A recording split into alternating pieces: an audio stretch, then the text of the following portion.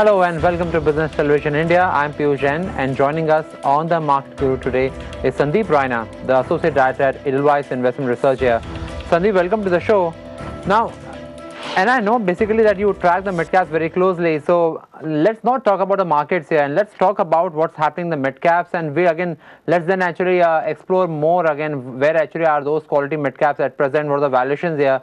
But first, what's your assessment right now? Where is the mid-cap index, or broadly, where is the mid-cap universe at present positioned here? When I'm saying positioned here, it implies that versus the valuations, are they attractive? Number two, is after the entire thing, the mutual fund category shifting and the sort of additional surveillance measure and the different sort of new sort of norms again we have been hearing, where you see perhaps going from here for the next 2 or 3 months here, is it a good time to accumulate, or you think perhaps some more pain could be coming here? Okay, see, I think this is a market where there is a difference between a man and a boy, very clearly. And of course, markets are not in good shape. I think we have spoken about this earlier also. Markets are in weak shape. Now the question is, all the measures that the SEBI is taking, or the other things are happening, what should an investor do? Should he be getting into market on full throttle, or should he just wait outside and see the market to settle? I think this is the best time to create your buying list, okay? Because we would have seen, so generally what happens in bull market is that you don't get time to analyze. You don't get a time that which stock you should buy, because everything is running up. Now this period, which is from last 2-3 months and further, I think next 2-3 months also will be similar. This is the best time for you to actually create your buying list, create your buying price, and then start investing irrespective of the market. Because if your investment is for more than 1 year, you should not be actually afraid of.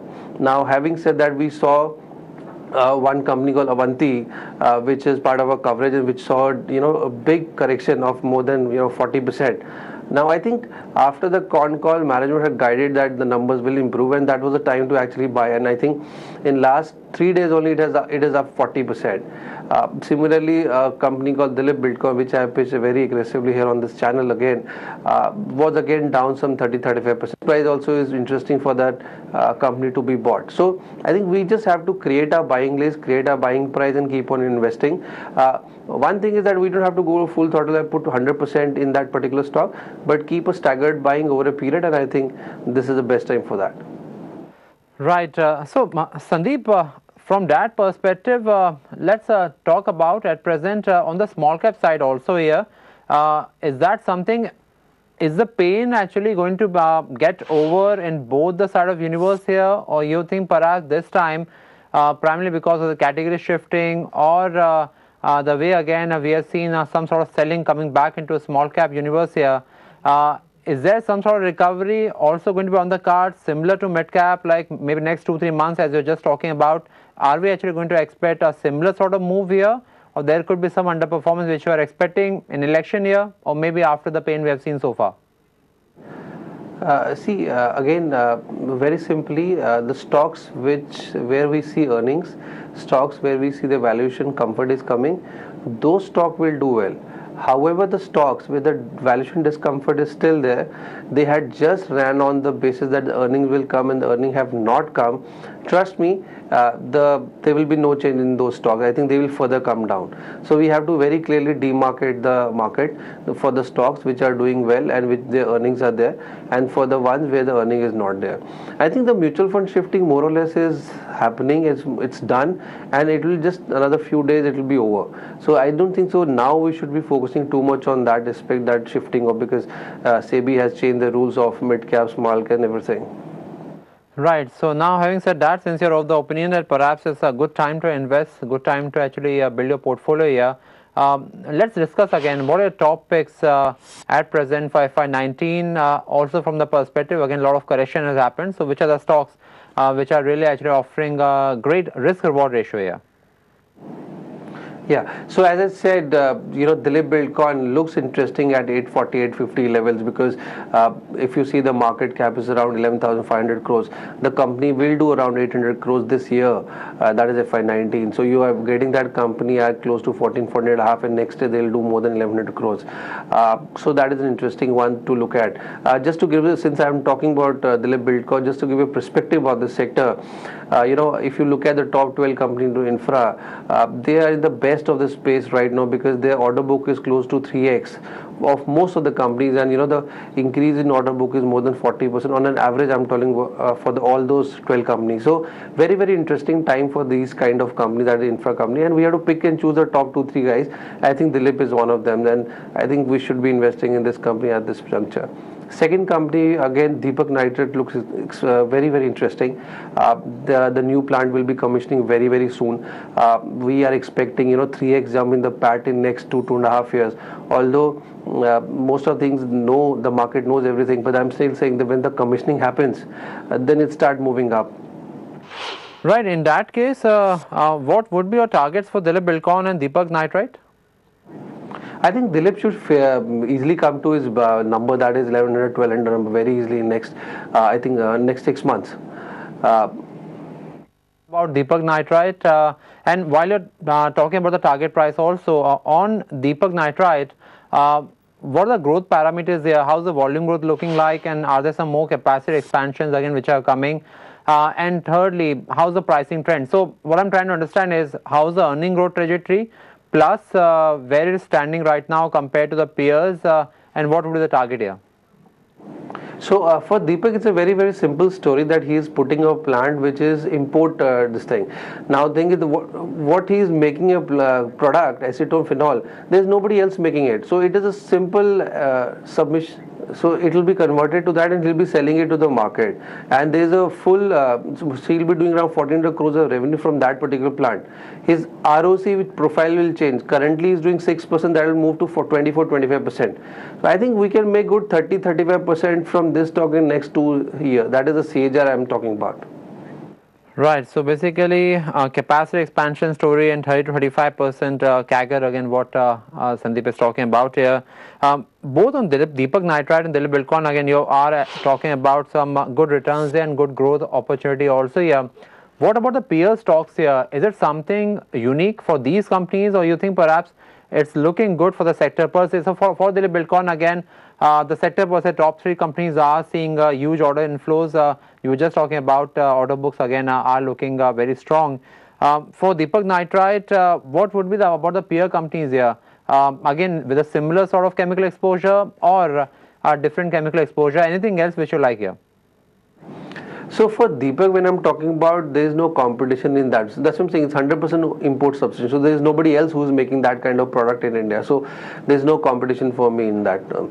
For Dilip, yes, there are multiple players, but in that we don't have to see the competition, because the way to analyze infra is very simple. How's the execution? If the execution is good, then we have to buy that company, and the order book is strong, we have to buy that company. So let's say I'm talking about Dilip Buildcon, that's my topic. Then Sadbhav also looks very interesting, because again, that company is doing very well. Execution is on fast track, so we have to buy that company. KNR, again, very strong in execution, a reasonably strong order book, and then why not to buy that, and it has corrected also well. So very simply, we have to just look at companies which have fallen, the order book is there, the growth is there, and then just buy them simply.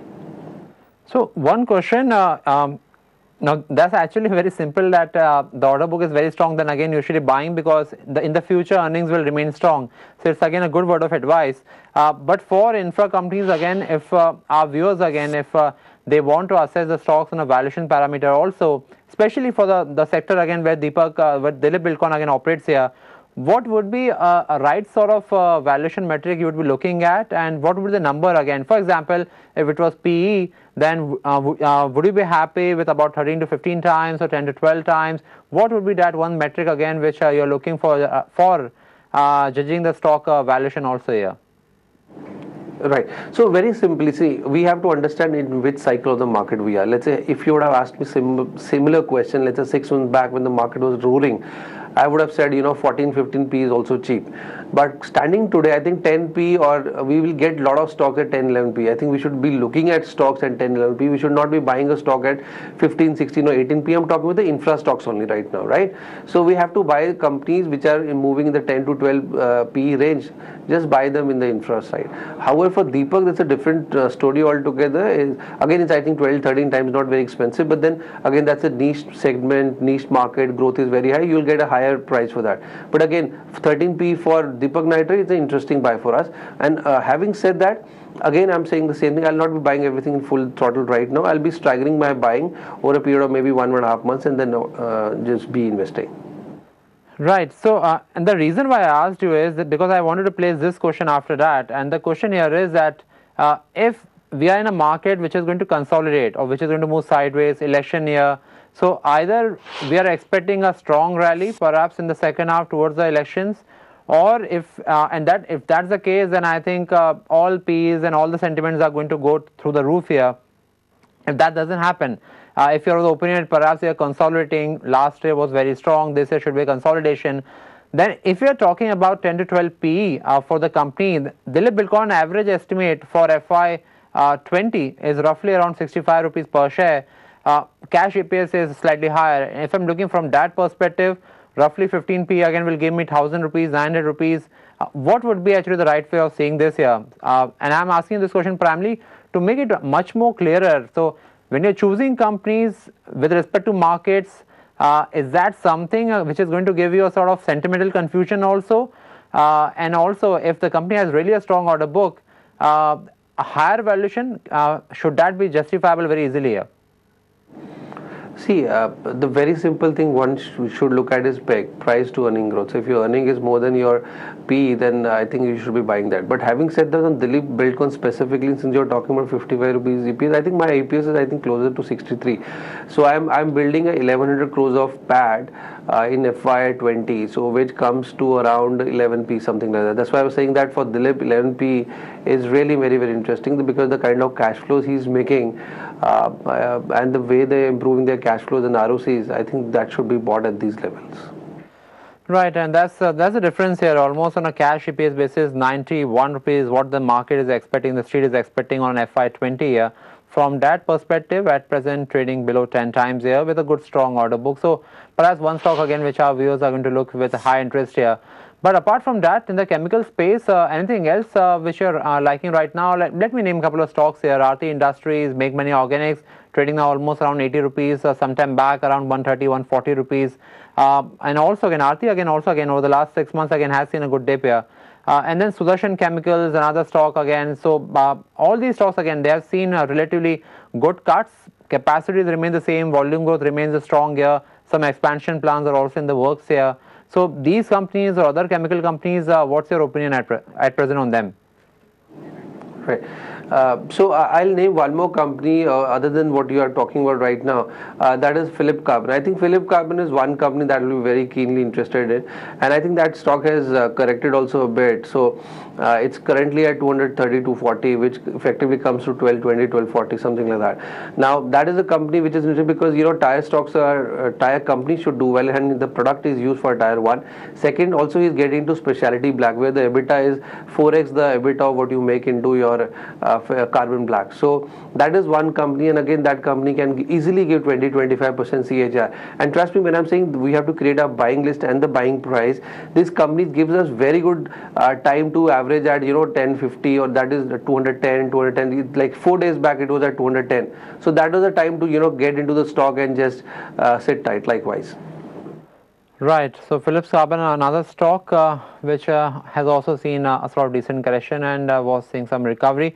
But then from Philips Carbon, what would be your opinion about stocks like HEG, Graphite, two counters again with some days back, or I should say some weeks back, they were hot favorites of the street.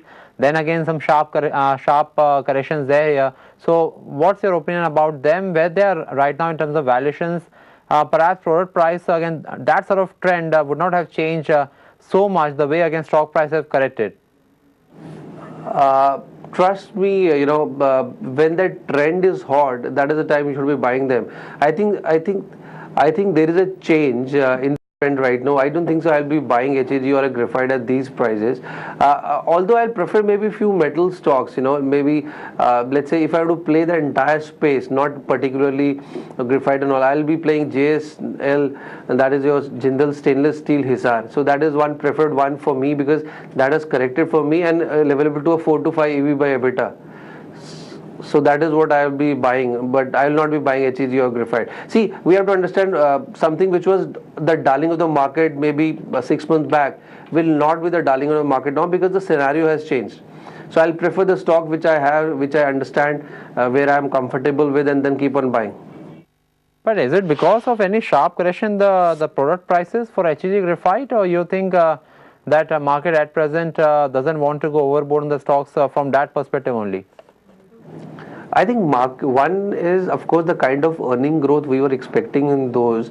I think they will taper a bit. That is my first assumption. Second is market will be little worried on the stocks which had euphoric kind of return in last 1 year. So it's difficult to replicate the similar kind of return. And there are better options available in the market. It's as simple. I have limited capital. I can see few stock where I can get more return because they have corrected well. Why not get into those and rather getting into those kind of stocks like graphite and HEG and all.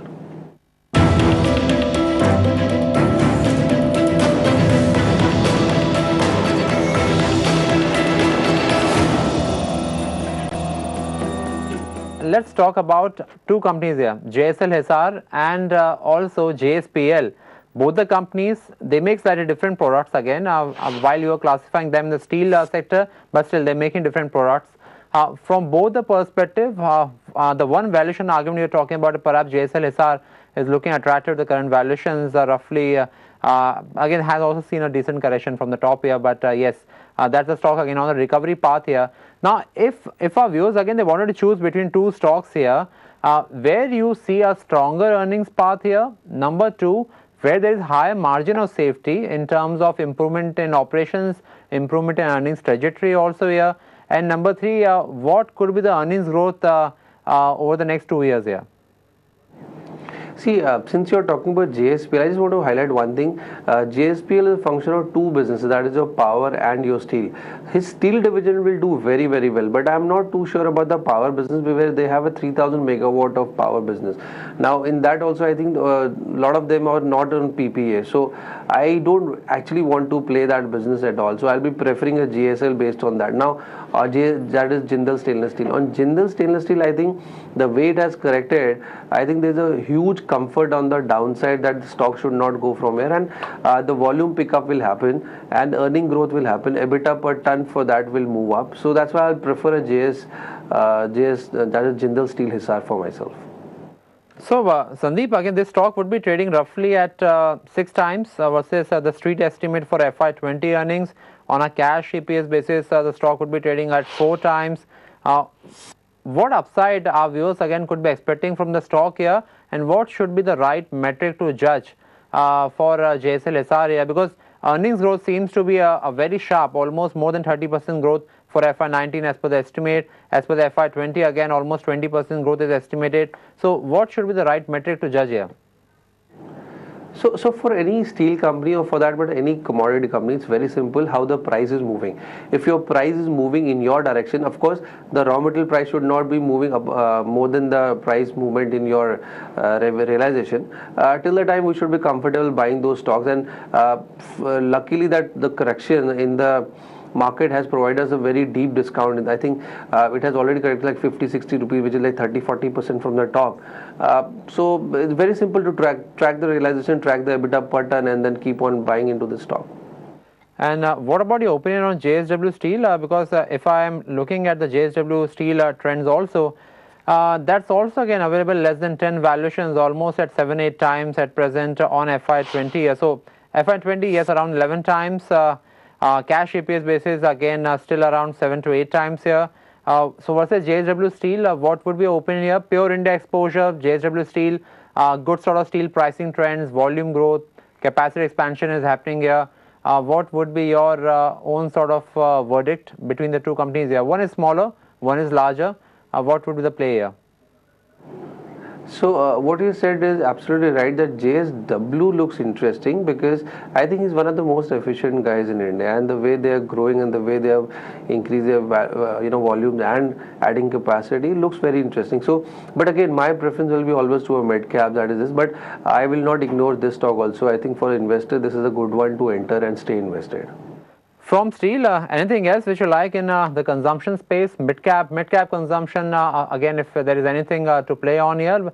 We are going into monsoon, so while I talked about consumption, but anything towards the second half, from July to December, then we'll start talking about elections here. But broadly, again, it's a festive season, it's a monsoon, and also stocks have corrected here. So anything which is looking great to play on that theme here. I think after some time we should start looking at cement once again. So I'll tell you why cement. Just to look at the perspective of this quarterly numbers. I think that is the best realization they had in the last 12 quarters, around 4,600 per ton. But the EBITDA is also lowest in last 10 or 12 quarters. Now the question is that although the realization has gone up, but your cost has increased significantly. But why I'm looking at this as interesting, because your volume has also increased by 18%. For this quarter, your capacity utilization was closer to 75%. So I'm saying the price pickup will happen slowly or gradually, and I think monsoon being a weak quarter for cement, but that everyone knows. So I don't think so market will do anything about it. And I think stocks like Sanghi, which is correcting like 40-45% from the top, or maybe players in central India like the Birla Corp, yes, can be interesting ones to look at, to buy. But again, you will get a lot of time, because I think the time correction is still left in the stocks. But these stocks looks interesting, and this sector looks interesting to get into over a period. But like, what would be the stocks you would like to play? There are two aspects which are playing out in the cement at present. Number one, pricing has not improved that much in the strongest period of the year, which is Jan to June. Then now we are entering into 3 months where usually the prices start correcting, primarily just adjusting for the softness in the demand here. And then again from after September the price starts improving here, and cement stocks, they usually show some dip in the July-August period here. From that perspective, which region you think could be an outperformer, and with respect to region, which stock could be outperforming here? Birla Corp you talked about related to central India demand here. But apart from Birla Corp, what about Ramco Cement? What about JK Lakshmi? And why Sanghi Industries? If you want to play Western demand here, why not Dalmia Bharat or other stocks here? Okay, see JK, I don't know, I don't track that stock, so I would not know. But yes, Dalmia again one of the best picks in the cement industry. So Dalmia also can be played, because you can play both eastern part and southern part through Dalmia. Sanghi I want to play because the new territory he is getting into, and the growth realization that he'll see, because Gujarat has lower realization, and when he's getting into new territory where the realization are very high, so his EBITDA per ton actually moves up. So if you've seen last 2 quarters, the best quarter he did I think 950 rupees a ton also. So he'll move back to those kind of levels. That's why I'm very comfortable, because the stock has fallen 40%. So let's say if Sanghi would have been 100 and 120, I would not have said that. But at today at 85, 86 makes a lot of sense for us, because at EBITDA per ton I think it's trading at closer to some $60 a ton, which makes it very, very attractive. Right, $60 a ton again indeed sounds quite interesting here. Any other cement, small cap cement company which is trading at $60 to $80 per ton?